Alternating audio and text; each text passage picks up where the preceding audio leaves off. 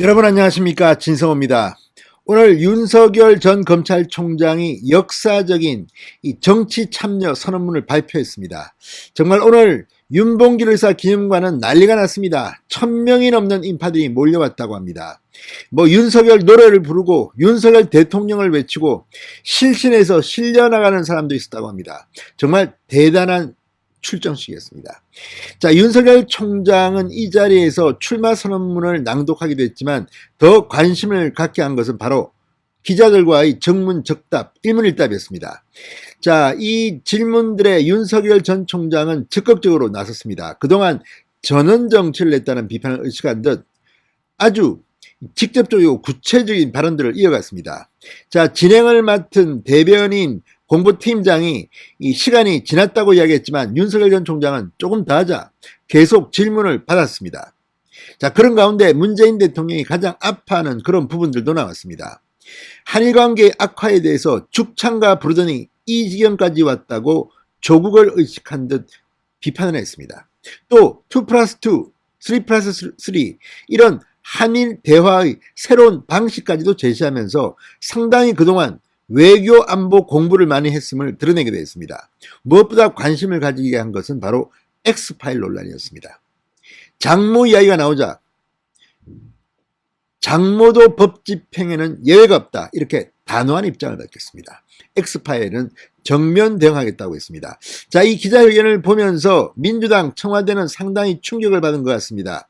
자, 이런 윤석열 전 총장에 대한 이 실체도 없는 엑스파일 공방을 벌이던 이들, 아니 떳떳하면 엑스파일을 공개하고 윤석열 전 총장에게 문제를 제기하면 될 텐데 한 번도 이렇게 하지도 않고 그냥 뒤에서 엑스파일이 있다, 문제가 많은 것 같아, 이렇게 뒤에서 투덜이들.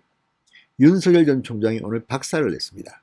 기자들과의 이 일문입담이 상당히 지금 현 여권에 충격을 준 것 같습니다. 진성호의 융단 폭격 시작합니다. 문재인 정권을 융단 폭격합니다. 방송에 앞서 아직 진성호 방송의 구독자가 아니신 분들은 붉은색 구독 버튼 눌러주십시오. 더 좋은 방송으로 보답하겠습니다.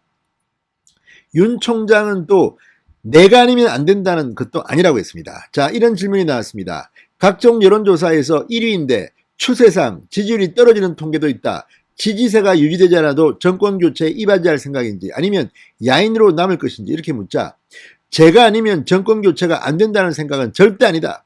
국민들께서 제게 기대하는 게 있다면 제가 오랜 세월 법과 원칙, 상식과 공정을 구현하기 위해 온몸으로 싸우는 것을 보셨기 때문에 그동안 싸워왔던 것처럼 정권교체에 나서고 무너진 법치와 상식을 세우라고 요구하는 것이라고 생각한다고 말했습니다. 지지세 유지 문제는 국민의 기대를 외면하지 않고 당당하기 위해 이 자리에 섰고 이 자리에 선 이상 그런 것과 관계없이 나라의 정상화를 위해 최선을 다할 것이라고 말했습니다. 어쨌든 상당히 세게 나왔습니다. 자, 그리고 이 한일 관계에 대해서는 문재인 대통령의 뒤통수를 한 방 때린 것 같습니다. 자, 한일 관계가 사상 최악으로 나빠졌다. 한일 관계 개선을 위해서 어떻게 할 건지 이 외신 기자의 질문에는 이렇게 답했습니다.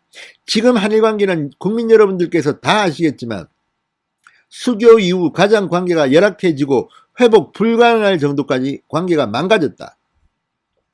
자, 외교는 실용주의, 현실주의에 입각해야 하는데 이념 편향적 죽창가를 부르다가 여기까지 왔다. 자, 조국이 자기 SNS에 죽창가를 올린 것, 이런 것을 갖다가 맹비난한 것으로 보입니다. 아무튼 윤석열은 작심하고 오늘 기자회견을 했습니다. 그러면서 이 정부가 정권 말기에 어떻게든 수습하려 하는데 이제는 잘 되지 않는 것 같아. 요즘 문재인 대통령이 오히려 진보진영의 비판을 받으면서도 한일관계 문제를 나서는데 이것도 잘 안됩니다.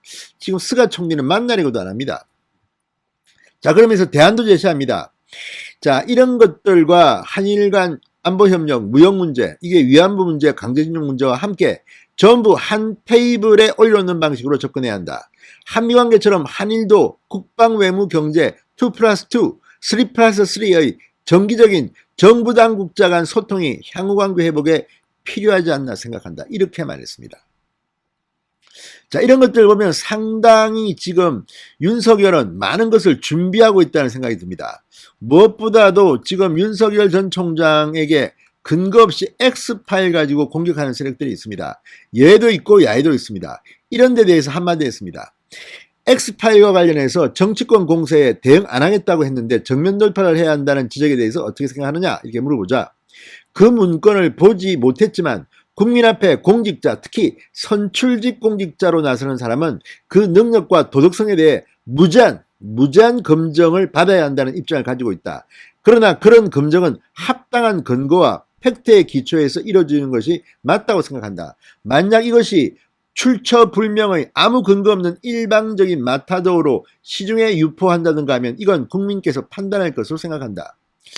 저는 저희 국정수행 능력이나 저희 도덕성과 관련해 합당한 근거를 가지고 지적하면 국민이 궁금해지지 않게 상세하게 설명할 것이라고 말했습니다. 또 장모 얘기가 나왔습니다. 자, 출마 선언 준비 과정에서 장모가 10원 한 장 피해준 적 없다는 발언이 기사화됐다.